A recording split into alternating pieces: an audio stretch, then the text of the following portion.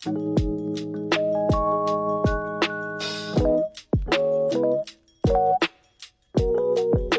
sa nakita nyo mga kaibigan, nandito ako sa isang subdivision. Panggabi yung duty natin. Ngayon, panibagong video na naman mga kaibigan. Meron pala akong ginawang panibagong power bank. Ito ay nasa 30 amps ang battery capacity. Pagkatapos ko mag-unang testing dito sa power bank na ginagawa ko, nagloko yung circuit board. Ngayon mga kaibigan, i-follow nyo ako rito sa TikTok page ko. Nandito yung unang video nun.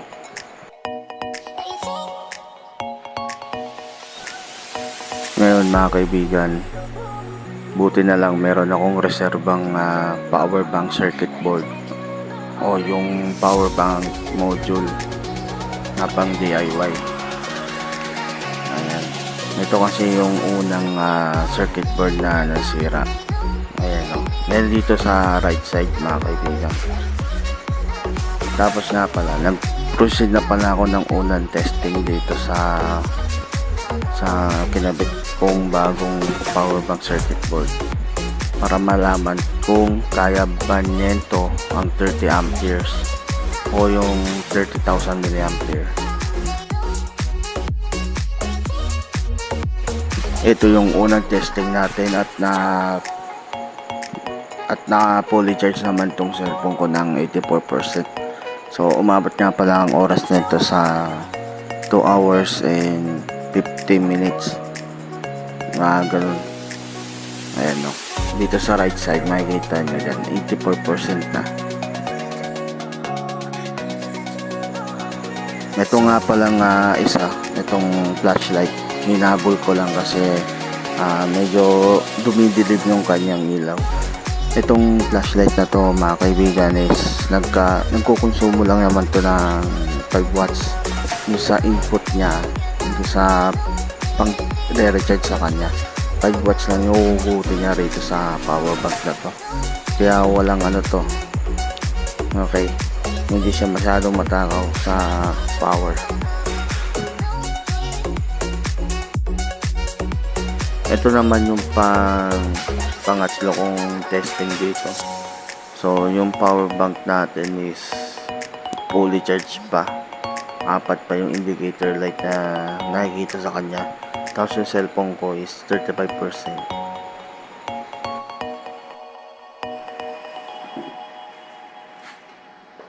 Okay mga kaibigan, 2 oras din, medyo matagal-tagal din na full charge na tong cellphone ko ng 88%. So hindi ko siya inakit ang 100% for reason why, alam nyo na yon kung bakit. Tapos ito naman yung same day pa rin, November 7, okay. So na-discharge yung cellphone ko syempre sa kalaro natin ng Honors of Kings, Mobile Legends, Call of Duty, then recharge na naman para matuloy yung ating ginagawa. Medyo matagal lang itong ginagawa kong pag-drain test dito sa 30 amps na homemade power bank na lithium polymer battery yung gamit ko pa. Okay, now dito sa screen showing na puno na naman yung cellphone ko. Syempre meron pa tong 3 bar. Tagal no mga kaibigan, ang tagal niyang bago malobat.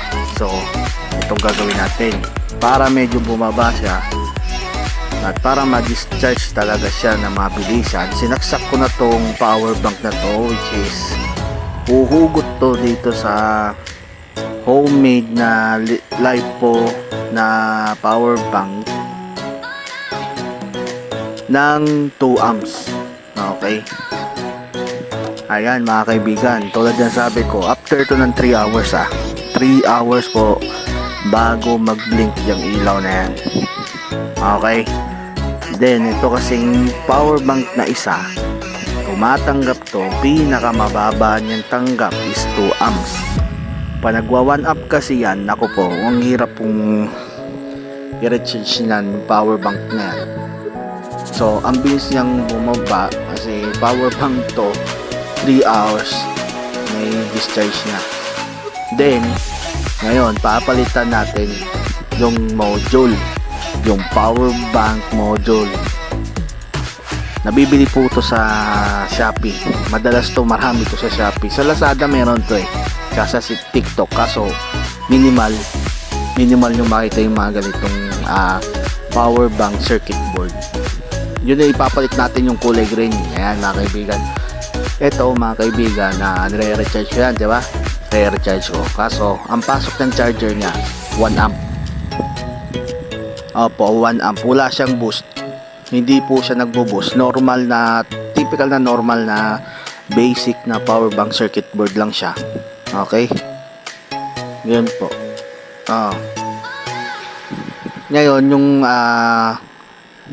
hindi lang replacement yung ginawa ko rito. Dinagdag ko rito yung 1S BMS. So, inabot to ng umaga. Mga November 8 ng alas 2 ng hapon. Ay actually maaga pa yan. Yung nasa screen niya. Sorry. Maaga yan, maaga. Mga ano yan mga 6:45 o baka nga alas 7 na rin. So, matagal din. Matagal siya mag-recharge talaga, mga kaibigan. Kaso nasa 3 bar na siya. Okay, ito. Nag-proceed ako ng hapon na to. Ito na yung sinasabi kong alas 3. Hapon na to, mga kaibigan. Tapos nag-charge na ako yan. Alam niyo naman pag may ganyan sa right side nag-charge na ako yan, mga kaibigan. Then nagdagdag pala ako ng cellphone para sa isang discharge nakadalawang cellphone.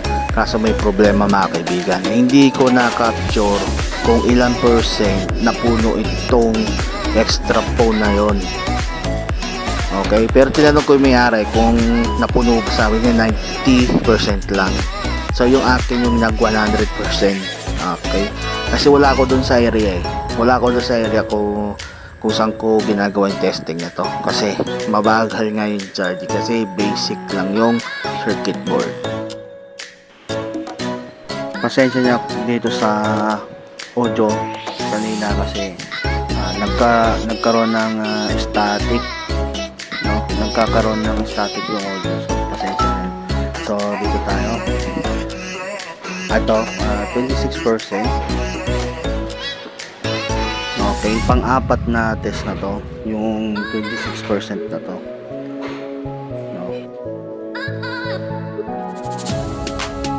At ayan, tapos na yung kanyang charging.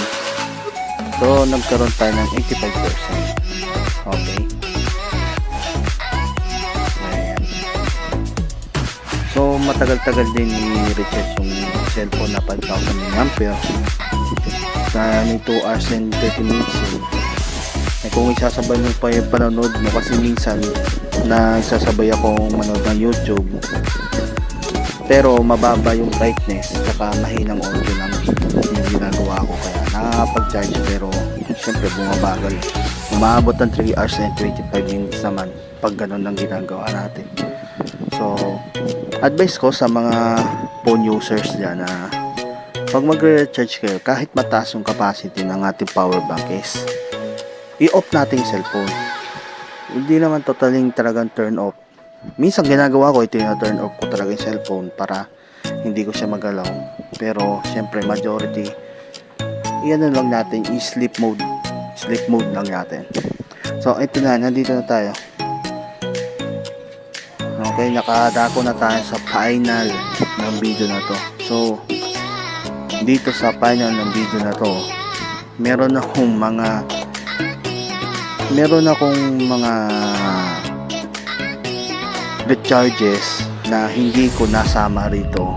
So ipapakita ko mamaya kung ano yung mga recharges na hindi ko na-record dito sa cellphone, kasi napakahaba nitong process na to.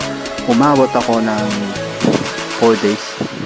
Okay, umabot na ako ng 4 days dito sa 30 ampere na power bank, yung mas kilala sa tawag na 30,000 milliampere.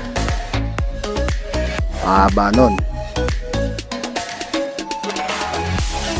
Itong ginagawa kong test is normal test pa lang to.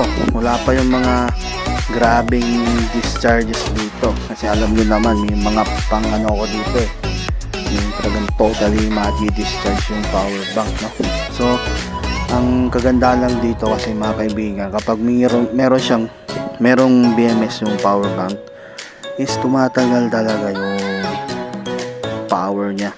Kesa dun sa walang BMS, nahihigop kasi ng device natin, hindi natin alam yung power mismo ng battery.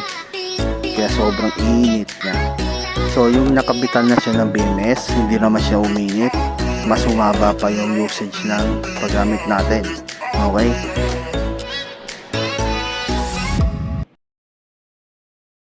Mga kaibigan, bilang pagtatapos ng video ko na ito, nais ko lang sabihin na kapag gumagamit tayo ng lithium polymer na battery pack, dapat meron tong BMS kasi delikado kapag wala, lalo na kapag sumusobra yung charging voltage nito na kapag umabot to ng 4.3, 4.4 is umiinit yung battery mismo at hindi nawawala yung init na yun. Kaya delikado po sa mga lithium polymer po talaga ang walang BMS. Sa mga hindi naman marunong mag DIY katulad ninyo, no, kasi katulad ko kasi marunong ako mag DIY, so bumibili rin ako ng gamit. So ang piliin na lang natin kapag hindi tayo marunong mag DIY, piliin natin ang branded. Mahal to pero garantisado naman na safe yung battery ninyo. Mismong yung gumagamit ng power bank ay importante safe, no? Hindi masasabugan, hindi mapapasuhan or kung ano mang cause ng accident. So sa video na to, maraming salamat mga kaibigan. Hanggang sa susunod na naman ulit. Paalam.